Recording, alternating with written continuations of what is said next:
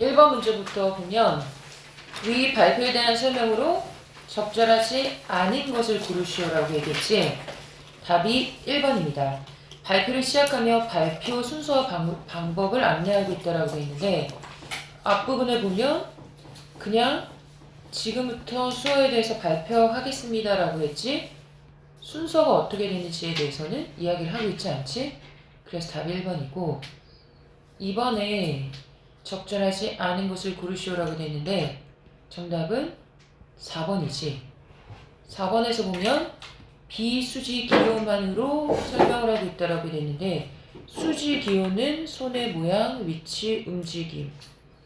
그리고 비수지 기호는 손이 아닌 눈, 코, 입, 머리 등의 움직임인데 여기에서 비수지 기호만으로 라고 했으니까 틀리게 되는 거지. 답이 4번입니다. 3번에 적절한 것을 고르시오라고 되어 있는데 3번의 답은 2번입니다. 방송에서 보았던 수어 통역사가 코로나19 상황임에도 마스크를 쓰지 않았던 이유가 궁금했는데 수어에서 표정의 의미 전달이 중요한 역할을 하기 때문이었구나 라고 해서 궁금했던 점을 해소하고 있지. 다음 가에 나오는 편집 부장에 대한 설명으로 적절하지 않은 것을 고르시오라고 되어 있는데 답은 3번입니다. 회의 중간에 상대가 했던 말을 요약하며 정리하고 있다라고 했는데 편집 부장이 한 말을 찾아보면 여기에서 요약한 부분이 전혀 나와 있지가 않지. 여기서도 없고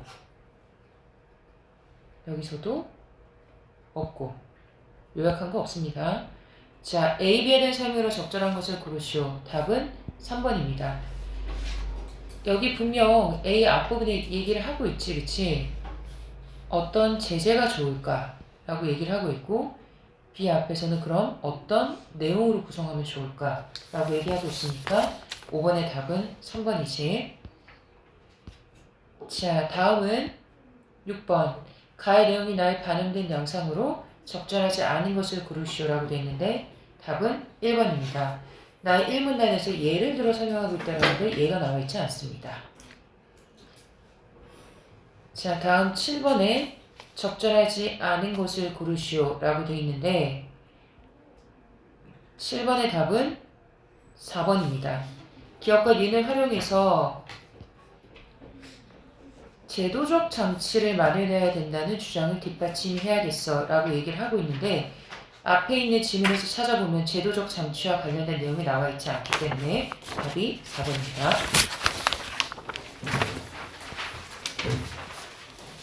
자, 8번. 초고에서 활용한 글쓰기 방법으로 적절하지 않은 것을 고르시오라고 되는데 답이 1번입니다. 자문자답은 자기가 묻고 자기가 대답하는 것에 나와 있지 않지? 그리고 여기서 말하는 현재형 표현은 어떤 걸 얘기하는 거냐? 두 번째 단락에서 찾아보면 흐른다. 그 다음에 한들거린다.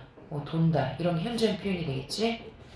그리고 3번에 감각적인 표현을 사용해서 계절감을 나타내고 있다라고 되어 있는데 여기 보면 이런 부분들 있지?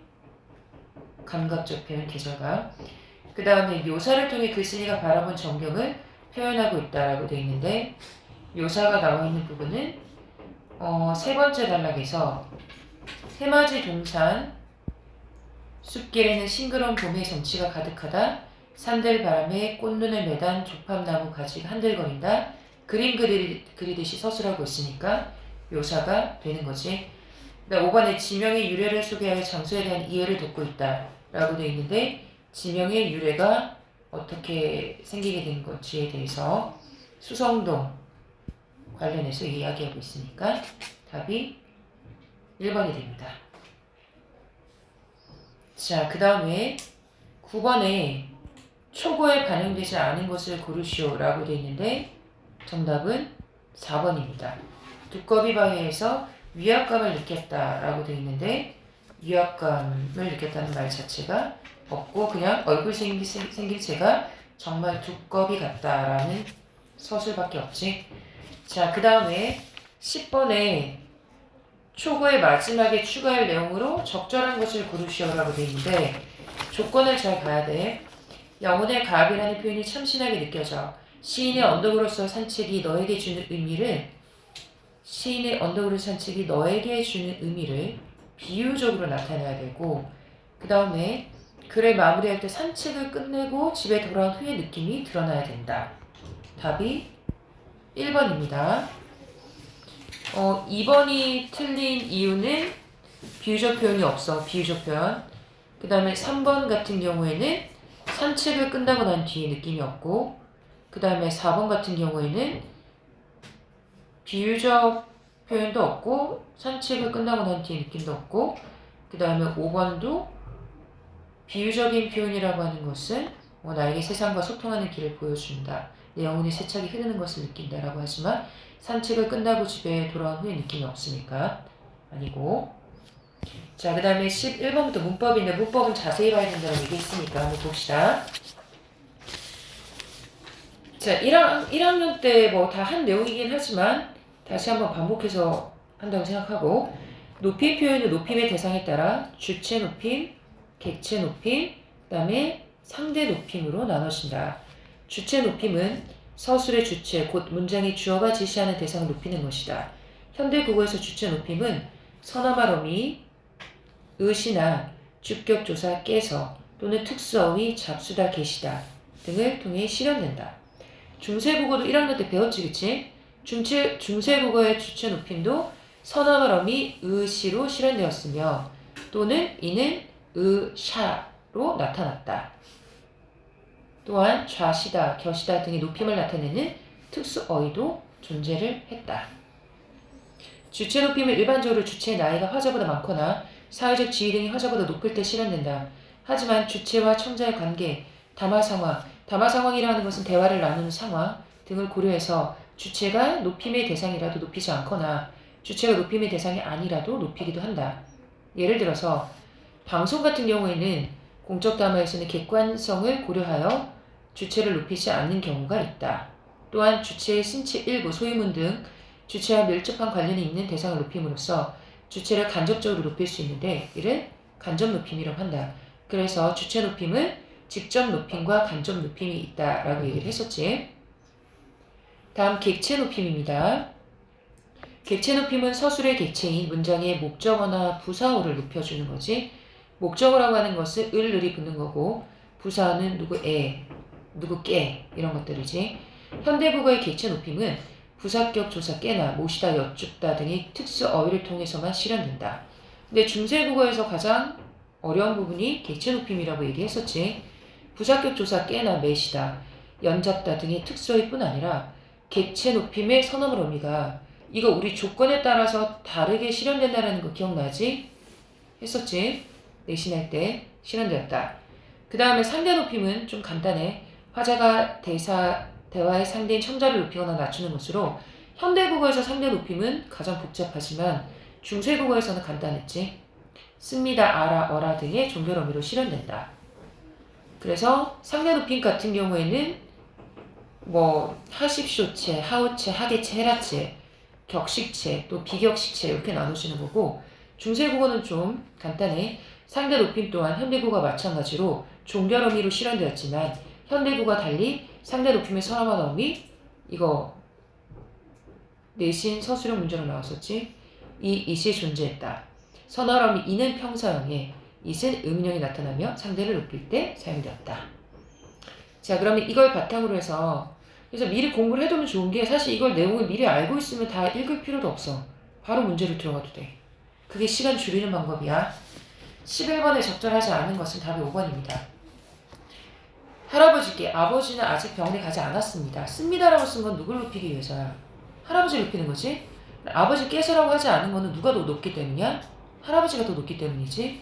그런데 여기서 아버지를 높이고 있다고 했으니까 틀리게 되는 거지. 다음 12번에 적절하지 않은 것을 고르시오인데 답은 5번입니다. 태자 을이라고 했지. 그러면 을이 붙었으니까 이건 무슨 높임이야?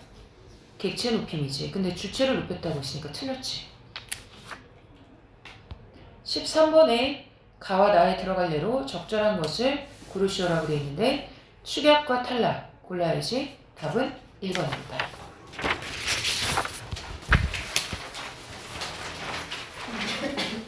14번에 적절하지 않은 것을 고르시오라고 되어 있는데 답은 2번입니다.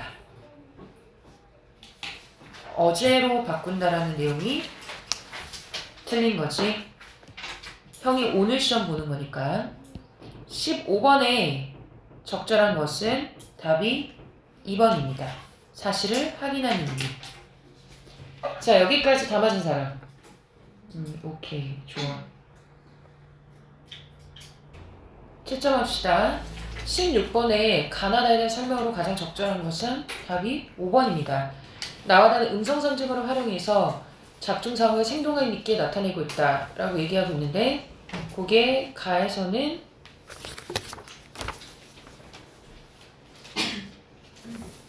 자, 어느 부분에 나와 있습니까? 여기서 곰비, 님비, 임비, 곰비, 천방, 지방, 지방, 천방. 여기 나에서. 그 다음에 다에서는 수북, 수북, 꽝꽝. 여기 음성 상징어입니다.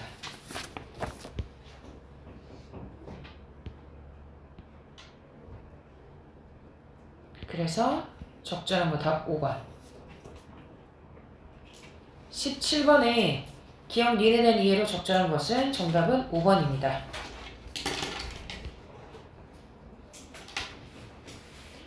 18번에 적절하지 않은 것은 4번이지.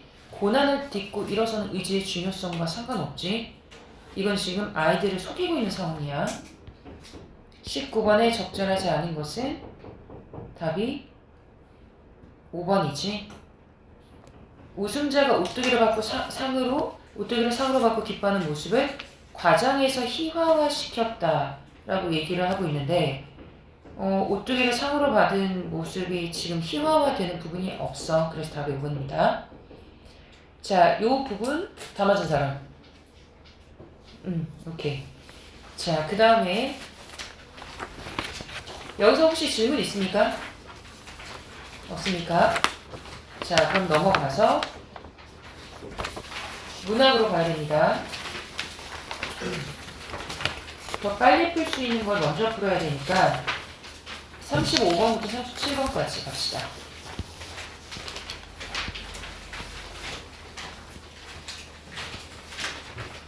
이것도 5분 줄게. 35번에 적절한 것을 고르시오라고 되어 있는데 답은 1번이지. 색채형.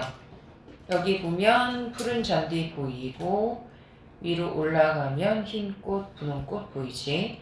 그 다음 36번에 적절한 것은 5번입니다. 37번에 적절하지 않은 것을 고르시오 라고 되어 있는데 얘는 답이 3번입니다. 3번. 그 왼쪽 지문 요거 좀 볼까? 요거 잔디 얘기 더 미안한 날. 천연 잔디밭을 밟고 사람들이 걷기 운동을 하자라고 되어 있는데, 천변 잔디밭. 이게 자연의 공간이지. 이걸 사람들이 밟고 있으니까 자연이 파괴되고 있는 상황이지. 잔디밭에 외줄기 길이 생겼다. 왜냐하면 잔디가 죽었으니까. 어쩌나 잔디가 밟혀 죽을 텐데 라고 하면서 안타까움을 느끼고 있는 거고, 내 걱정 아랑곳 없이 가름할 길이 나고 그 자리에 잔디가 모두 죽었다. 오늘 새벽에도 사람들이 그 길을 걷는데 멀리서도 보였다. 멀리서도 보였다라는 것은 그만큼 관심을 가졌다는 거지. 죽은 잔디싹들이 사람의 몸속에 푸른 길을 내고 살아있는 것이 푸른 잔디의 것이 아니라면 저 사람들의 말소리가 저렇게 청량할 수가 있겠느냐. 사람들의 몸속에 지금 푸른 길을 내고 있다는 건데, 여기서 말하는 푸른 길이라고 하는 게 뭐 생명력을 얘기하는 거겠지, 그치? 운동을 하는 사람들의 저런 활발한 생명력이 다 잔디 때문이다라고 얘기하고 있는 거야. 걷는 사람들의 웃음소리, 얘기소리에서 무슨 소리라고 했으니까 청각적 심상이지. 싱싱한 풀꽃 냄새가 난다. 자, 웃음소리, 얘기 소리에서 냄새가 난다라고 표현을 했지. 그러니까 이건 뭘 얘기하는 거겠어? 청각의 후각화, 공감학적 신상이 되겠지.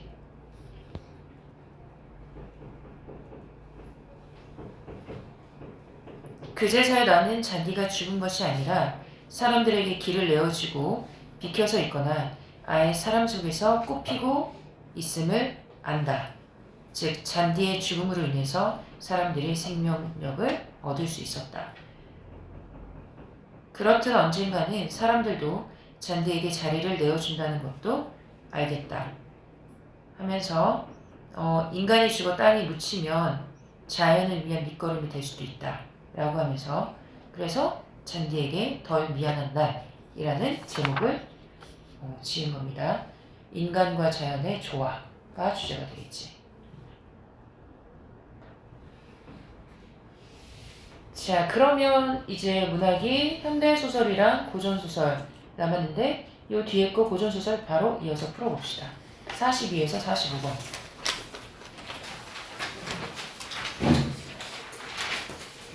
이게 내신 범위에도 나올 수 있기 때문에 잘 봐야 된다라고 했어. 선녀였던 월영은, 자, 원래 선녀였지 월영이가. 호원의 딸로 태어났어. 이런 걸 뭐라고 하냐면 신선세계 인물이 인간세계로 내려오는 것을 적강화소라고 합니다. 적강화소. 적강화소.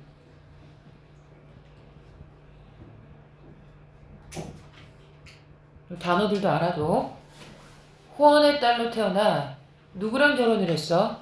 최성서의 아들 희성과 정혼을 하고 월깃한 귀걸이를 징표로 준다. 고전소설에서 보면 거의 정혼하면은 어떤 징표가 항상 이렇게 나옵니다. 모해로 부모를 잃은 월영은 그러니까 여기서 고난을 당하게 되는 거지. 상을 치르려고 소주에 이르는데 월영의 현숙함을 듣고 소주 자사 위현이 차인을 보내. 차인이라고 하는 것은 심부름꾼이야. 심부름꾼을 보내 혼인하려는 뜻을 정한다. 그러니까 여기 딱 보면 소주 자사 위현이라고 한 사람이 나쁜 놈이라는 것을 알 수 있지. 낭자의 말씀이 그른지라 네 말이 틀렸다. 이제 낭자의 부모 친척이 없고 부모 친척이 없다라는 거 사자성어로 사고무친 혈혈단신. 사자성어도 알아두세요. 사고무친 혈혈단신. 천리원정, 천리나 되는 먼 길에 최생 소식을 통할 길이 없거늘 헛되이 신의를 지키고 평생을 그르게 하니 어찌 아깝지 않겠느냐. 그러니까 네가 정혼한 사람은 지금 뭐 어떻게 살고 있는지 정확히 알 수가 없지 않느냐. 그러니까 미연 자사의 청혼을 받아들여라. 또한 위 자사는 청춘의 부귀영화 일국에 진동하니 그러니까 한마디로 말하면 잘 나가는 집안이라는 거지. 이제 낭자 결혼하면 빛난 가문의 아름다운 분이 되어 아들 낳고 딸 낳고 해서 부귀영화 누리다가 백년해로하고 위로 부모의 제사를 받들고 아래로 평생 온전케 할 것이니 라고 하면서 유혹하고 있는 거지. 어찌 즐겁지 않겠느냐. 그냥 받아들여라. 사생을 돌아보지 아니하고 쓸데없는 최생을 따르고자 하시나이까. 낭자는 깊이 생각하소서. 불현직이란 말은 그렇지 않으면 도리어 큰 화가 있을 것이다. 후회하여도 미치지 못할 것이다. 라고 하면서 뒤에 있는 부분에서는 협박을 하게 되는 거지. 앞부분에서는 달콤한 말로 유혹하고 뒤에서는 협박하게 되는 거야. 그랬더니 월영의 변색대로 얼굴빛이 달라져서 대로 크게 화를 내며 말하기를 비록 규중에 있어 배운 것은 없으나 일륜대절은 알고 있다. 일륜대절이라고 하는 것이 큰 일을 위해서 목숨을 바쳐 지키는 부부간의 절개를 얘기해. 대의를 위해서 목숨을 바쳐 지키는 부부간의 절개를 안 하니 어찌 불쭉한 말로 감히 욕되게 하느냐. 그대는 자사의 형세를 자세히 알거니와 나도 사대부 여자로 도리가 있거늘 비례를 행하겠느냐. 비례라고 하는 것은 예의에 어긋나게 행동하는 것. 예의에 어긋나게 행동하는 것을 행하겠느냐. 희롱하니 어찌 방자치 않겠느냐. 방자란 말은 무례하고 건방진다는 뜻이야. 무례하고 건방지지 않겠느냐. 라고 하면서 거칠게 반항을 하지 절대 받아들일 수 없다. 즉시 노복이라고 하면 늙은 종을 불러 등을 내치니 쫓아내니 심부름꾼이 무료하여 무료하다는 말은 부끄러워서 돌아와 낭자의 화용월태며 화용월태라고 하는 것은 아름다운 얼굴 그리고 수작하던 말 서로 주고받던 말을 자세히 고한데 자사가 딛고 차탄이란 말은 탄식하고 한탄한다는 뜻이야. 차탄, 탄식하고 한탄한. 고전소설에 나오는 이 용어들은 다른 작품이 나왔을 때도 동일하게 나오기 때문에 외워주면 좋습니다. 거의 반복적으로 나옵니다. 얘기를 전달했더니 그쪽에서 아유 그 여자 너무 싸가지 없네. 그러면 혼사하지 마. 라고 거절을 해야 되는데 오히려 반하는 거야. 지금 어령의 그 말과 행동에 대해서. 이 여자는 진짓이란 말은 정말로 군자 호구다. 군자의 좋은 짝이다. 라고 하면서 가치를 더 높게 본 거야. 10,000금이라도 달라지 못하거니와 많은 돈을 들여서라도 아내로 만들어야 되겠다. 내가 만약 이 여자를 굳지 못하면 맹세하고 이 세상에 살지 못하겠다라고 하면서 목숨까지 걸어서 그 여자를 찾아야겠다라고 결심을 하게 되는 거지. 하고 한 꾀를 내어서 서간이라고 하는 것은 편지를 얘기해.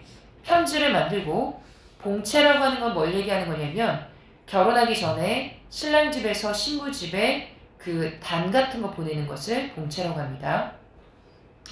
봉채를 차려 시비 여정을 주며 말하기를 호부에 가서 관아 부서 있지? 관아 부서에 가서 여차 해라. 어떻게 해라 라고 하면서 시킨 것이 보내니라. 각설이라고 하는 것은 고전소설에서 화제를 전환할 때 쓰는 말입니다. 남자가 차인을 보내고 차인이라고 하는 것은 이제 그 심부름꾼을 보내고 우르란 마음과 뭔가 답답한 마음과 혈혈한 일신 의지할 곳이 없다. 혈혈단신이라고 얘기했지 그치? 혈혈단신 일신을 진정치 못하여 차탄함을 맞이 아니하더니 시비라고 하는 것은 여종을 얘기하는 거지. 여종이 들어와 말하기를 경성 최상서댁 노복이 서간이라고 하는 것은 편지를 드립니다. 경성 최상서댁 노복이라고 했으니까 그 최희성 집안이니까 기대를 하게 되는 거지. 하고 서간과 금하물을 드리거늘 낭자가 여종을 명하여 함을 열고 보니까 거기 안에 명주 10여 필고 황금채단이 들었는지라. 그러니까 낭자가 굉장히 좋아하지. 낭자가 미소를 하며 시비로 하여금 서간을 보라고 하니 그 편지를 뜯어보니까 그 편지 안에 어떤 내용이 들어있느냐. 이건 다 이제 지어낸 내용들이지 그치? 꾀를 써서 경서 최생은 2번 절하고 호난자 좌에 올립니다. 슬프다. 세월이 여류하여. 이 표현도 고전소설에 잘 나오는 표현입니다. 세월이 여류하다는 말은 세월이 빠르게 흘러서 벌써 상궁의 3년상, 그러니까 월영 아버지의 3년상을 지낸 지가 오래되었다. 전일의 언약을 굳게 지켜 지금까지 실가를 정하지 아니함은 이유가 없다. 낭자를 저버리지 아니함이니 이제 10여 노복과 조그만 보배를 보내니까 이것이 소소하나 별볼일 없지만 행장을 차려 전일 정한 언약을 이름이 또한 아름답지 않겠느냐. 낭자는 빨리 돌아와 고대하는 마음을 저버리지 마십시오. 허다한 말씀을 다 못하겠습니다 하였더라. 낭자가 듣기를 다음에 위자사가 보낸 줄 알고, 그러니까 여자가 보통 여자가 아니지 그치? 굉장히 똑똑하지. 위자사가 속여서 보낸 줄 알고 냉소하기를. 냉소하다라는 것은 쌀쌀한 태도로 비웃는 것을 냉소라고 합니다. 그러면서 여종을 불러서 말하기를 최생의 서간을 보시고 냉소하시니 어쩐 일입니까? 야, 이 편지를 보니까 의심할 일이 많다. 최생이 나를 데려가려 할진데 천리 원정에 이렇게 노복만 보내지 아니할 것이요. 또한 서간의 말씀이 심히 허술하니 의심이 두 가지요. 최생의 글씨는 사람마다 칭찬하는 바이나 글씨가 보니까 완전 무식하다. 그러니까 의심이 세 가지다. 거기다가 우리 둘이 정표인 월기타는 보내지 아니했으니 의심이 네 가지다. 최상선은 본래 정직한 군자라 어찌 원래 이렇듯 보배를 보내겠느냐. 그러니까 굉장히 완벽한 사람이다. 근데 어떻게 이렇게 많은 보배를 이렇게 쉽게 보내겠느냐. 위자사가 나를 반드시 속이고자 하는 일이니 어찌 경솔이 발행이란 말도 잘 나옵니다. 길을 떠난다는 뜻이야. 길을 떠나겠느냐. 유모와 시비 등이 이 말을 듣고 탐복함을 맞이 아니하더라. 낭자가 즉시 봉서를 담아 그 노복으로 금백 채단을 도로 금함에 넣어 보내니 그 노복이 하직하고 가는지라. 각설 이때 자사 묘한 개교를 내어 보내고 마음에 생각하되 야, 내 비밀한 개교는 유식한 남자로 속을진데 어린 여자가 어찌 의심하겠느냐 하고 기다리더니 노복이 헛되음을 듣고 대경하여 발을 구르며 말하기를 팔을 크게 내면서 네 어찌 헛되었느냐 너 어찌 그냥 온 거냐 하면서 노복이 가로되 여차 하기로 봉수와 금함을 다시 올립니다라고 하면서 월영이랑 어떤 얘기를 했는지에 대해서 전달을 한 거지. 우리들은 위 자사의 명을 받아 낭자를 모시러 왔사오니 낭자는 바삐에 갔으면 좋거니와 불현즉 그렇게 하지 않으면 이 비수 아래에 놀란 혼백이 될 것이니 이제 더 세게 나가는 것이 죽여버리겠다는 뜻이야. 어찌 청춘이 아깝지 아니하겠느냐. 후회하여도 미치지 못하니 남자는 길이 생각하십시오. 남자가 정색대활 얼굴에 엄정한 빛을 내며 화를 내며 말하기를 내 비록 여자나 너희든 비수는 두렵지 아니하나 어찌 죽기를 저하겠다라는 말은 두려워한다는 뜻이야. 두려워하겠느냐. 지금까지 목숨을 보존하기는 이유 없다. 부모의 유언도 있을 뿐더러 후사를 근심하려니 이제 너희 등의 핍박을 보니 어찌 소소한 일을 생각하고 잔명 남은 목숨을 구차히 살아 무엇에 쓰겠느냐. 또한 내 벌써 죽어 너희 자사의 더러운 욕을 씻고자 하였더니 너희 등 손에 죽느니 차라리 내가 자살을 벌이겠다 라고 하면서 더 세게 나가게 되는 거지. 하고 엄파란 말은 말을 끝냈다는 뜻이야. 말을 끝내고 비수를 빼어 우선 자객 3인을 베니 여잔데 자객을 3인을 뱄으니까 얘가 하늘에서 내려왔으니까 뭔가 좀 비현실적으로 침대한 능력이 있었겠지. 자객 3인을 베고 관군 50인 등이 수각이 황당하여 수각이 황당이란 말은 손과 발이 크게 놀라서 손을 놀리지 못하고 각각 몸을 빼쳐 도망하더라. 규중의 조그만 처자로 어찌 자객 3, 4인을 베리오마는 이는 반드시 범인이라고 하는 건 평범한 사람을 얘기해. 평범한 사람이 아니고 조화가 무궁한 연고로 이러합니다. 이거 누가 하는 말이야? 작가가 하는 말이지. 그래서 이 부분이 편집자적 논평입니다. 작가의 개입한 부분. 이런 걸 편집자적 논평, 작가의 개입이라고 합니다. 남자 관군 등을 물리치고 자결하는 척하니 관군 등이 몸을 감추어 낭자하는 거동을 보고 놀래가지고 자사에게 돌아옵니다. 이때 남자 계교로서 관군을 물리치고 노복을 불러 자객의 주검을 시체를 자사 부중에 버리고라 하노늘 노복 등이 그 경상을 보고 경상이라고 하는 것은 좋지 못한 몰골을 얘기한 겁니다. 좋지 못한 몰골. 좋지 못한 몰골을 보고 대경 크게 놀라 말하기를 이 어찌 신체 오며 신체인데 이거 사실 시체를 얘기하는 거지. 낭자는 어찌하여 살아계십니까? 낭자가 웃으며 말하기를 이런 일이 있었다 하고는 노복등이 낭자의 의견과 담대함을 할애하더라. 할애란 말은 축하하여 예를 차리더라. 이때 관군 등이 돌아가 자사를 보고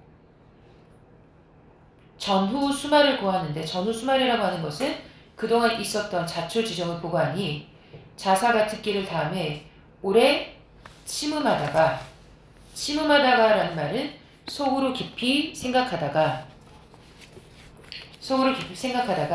흉계를 내어 친히 와서 해치려고 하더라. 근데 낭자는 본래 어떤 사람이다? 농맹이 있는 여자다. 이런 것도 마찬가지로 편집자적 논평이지. 자사의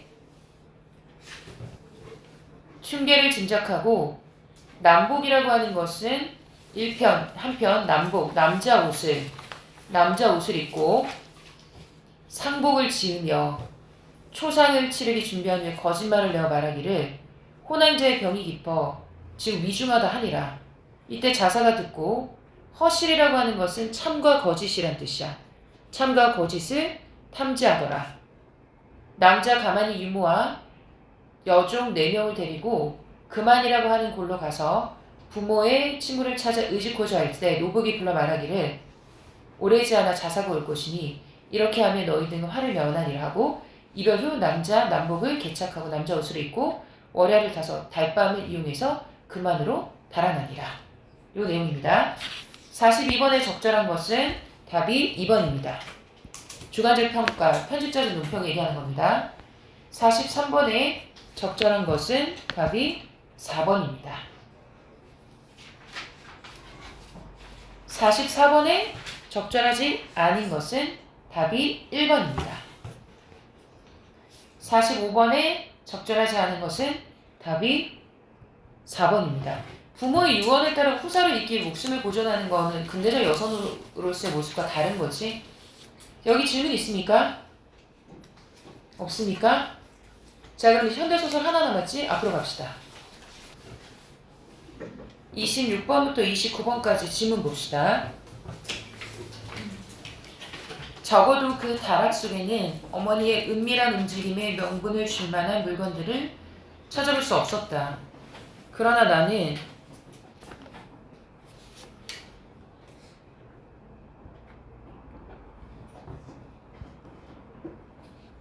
(1인칭) 주인공 시점입니다. 곧 그것을 발견했고, 그것이라고 하는 것은 어머니의 은밀한 움직임에 명분을 줄 만한 물건을 이야기하는 거겠지. 그것은 무심코 지독의 뚜껑을 열어봤을 때였다. 지독이라는 말 뜻 나와있지? 종이를 삶아 찌어서 만든 독이다. 지독의 뚜껑을 열어 제치는 순간 나는 굳어버린 듯 그 자리에서 꼼짝할 수 없었다. 나는 못 볼 것을 본 것처럼 소스라쳐 지독의 뚜껑을 닫고 문 쪽으로 기어나갔다. 이불이 깔려있는 방은 조용했고 툇마루에서는 옹알이를 하고 있는 아우의 기척이 들려왔다. 나는 다시 안쪽으로 들어가서 지독의 뚜껑을 벗겼다. 놀랍게도 그 지독엔 간역까지 넘쳐내릴 것 같은 곡식이 가득 채워져 있었다. 그것은 도전까지 마친 하얀 맵쌀이었고 옆에 있는 지독엔 보리쌀이 반 너머나 채워져 있었다. 채워놓은 곡식에서 풍기는 특유의 비릿한 누린내가 코로 스며들었다. 문득 지독 속으로 손을 집어넣고 싶은 충동을 느꼈다. 그러나 그럴 수가 없었다. 평도라고 하는 것은 평평하게 되도록 손등으로 꼭꼭 다져놓은 곡식 사리, 즉 쌀의 윗부분을 얘기하는 거야.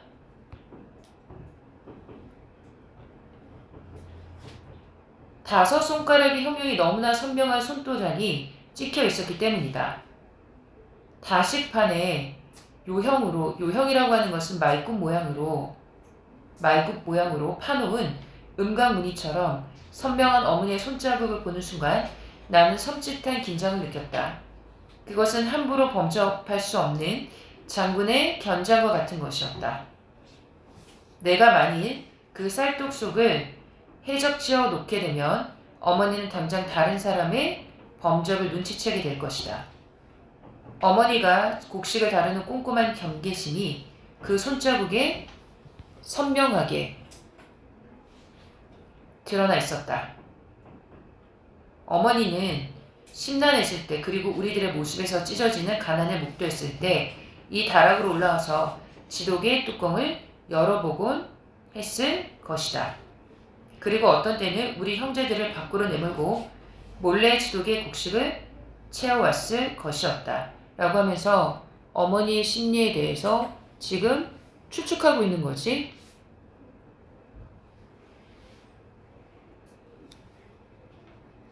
나는 오랫동안 지독을 물끄러미 바라보며 앉아 있었다. 이 많은 곡식을 다락 위에다 채워두고도 우리 세 식구는 속절없이 배를 줄여왔던 것이었다. 난 어머니 스스로 타놓고 있는 함정의 모순을 어떻게 삭혀내야 할지 전혀 궁리가 닿지 않았다. 그때처럼 어머니를 미워했었던 적은 없었다. 왜냐하면 쌀이 있는데도 이렇게 우리 굶주리게 했으니까 여기 보면 우리 세 식구 속절없이 배를 줄여왔던 것이었다. 그러니까 엄마에 대해서 미움이 생긴 거지. 나는 어머니 스스로 타놓고 있는 함정의 모순을, 그러니까 곡식을 많이 모았지만 가족을 굶주리한 것을 어떻게 삭혀내야 할지 전혀 궁리가 닿지 않았다. 그때처럼 어머니를 미워했었던 적은 없었다. 단 한 톨의 손상인들 결코 용납하지 않겠다는 어머니의 섬찟한 의지를 손자국에서 발견하는 순간 나는 어떤 느낌을 받았느냐. 사냥꾼에게 불을 맞고 죽을 때를 기다린 짐승처럼 처절한 기분이었다. 곡식들이 지독 간욕으로 넘쳐날 것 같이 채워질 동안 어머니는 얼마나 많은 손자국으로 채워지는 곡식을 가늠해 왔을까. 그리고 굶주림 속에서도 어머니 스스로 만든 위안 속에서 살아온 것이다. 그 곡식이 밥이나 죽으로 둔갑하지 않는 한 그것은 언제까지나 어머니의 곡식일 뿐 우리 세 식구의 곡식은 될 수 없었다. 그러나 바로 그때였다. 마루로부터 와락 뛰어든 아우의 다급한 말소리가 들려왔다. 야, 엄마 온다. 중략부분 다락에 숨어있다가 어머니에게 발각된 그날 밤 어머니는 우리를 혼내는 대신 쌀밥을 해주셨다. 어머니가 우리들의 자존심을 부추기고 나온 결정적인 사건이 있었다. 그것은 갑자기 너무 많은 양의 밥을 먹고 난 뒤 설사에 부대끼느라고 밤잠을 설쳐야 했던 그날 밤 이후로 어머니는 고미다락의 문을 채우지 않았다는 것이다. 어머니의 태도가 바뀌게 되는 계기가 되는 게 바로 그날 밤이 되는 거지.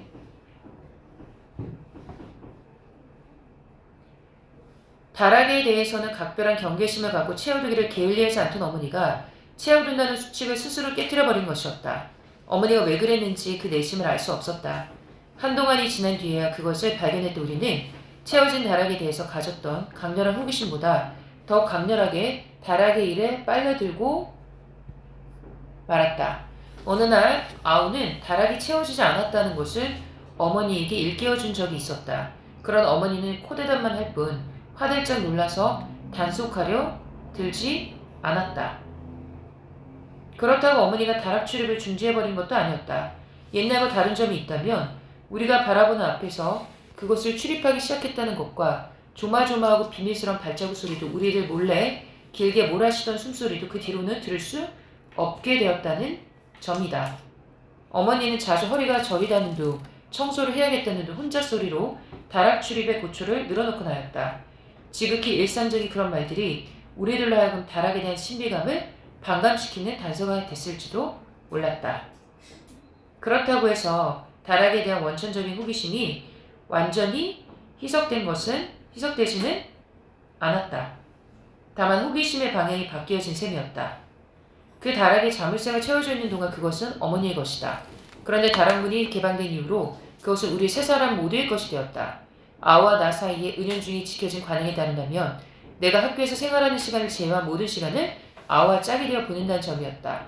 심지어 측간을 가는 일조차 행동 통일이 되어야 직성이 풀렸다. 그런데 어느 날이었다. 그날 우리는 한 길에 있을 아이들을 찾아서 무심코 고삿길을 벗어나고 있었다. 고삿길이라고 하는 것은 시골 마을의 좁은 골목길을 얘기하는 거야. 골목길을 벗어나고 있었다. 그때 아우는 걸음을 딱 멈추었다. 희야, 형 부르는 거야? 대답을 하고 있지 않지? 집 비워두고 우리 둘 다 나가면 안 된다. 아우의 반란은 의외였다. 우리는 어머니가 돌아온다는 보장이 없는 시각이라면 종일토록 줄곧 집을 비워두고 쏟아냈기 때문이다. 그것이 어머니에게도 그랬었겠지만 우리들에게도 편했다. 니는 가기 싫어졌나? 아니다, 가고 싶다. 그런데 왜 앙탈이고? 희아는 다락문이 열려있는 거 모르나? 누가 들어와서 다락문 열면 웃 잘랐고. 그랬다. 그제서야 나도 뒤통수가 찌겠다. 우리는 한 길로 진출하려는 속셈을 바꿔야 했다. 다락문을 예전처럼 다시 채워놓는다면 우리들 나들이의 꺼림직함을 지워버릴 수도 있었다. 그러나 우리들 능력으로는 그것이 손쉬운 일이 아니었고 또 어머니가 열쇠를 지니고 있을지도 의문이었다.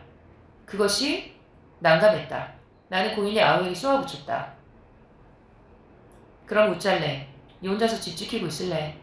아우는 아무런 갈등도 보이지 않고 고개를 주걱거렸다. 주걱거렸다라는 말은 끄덕거렸다는 뜻이야.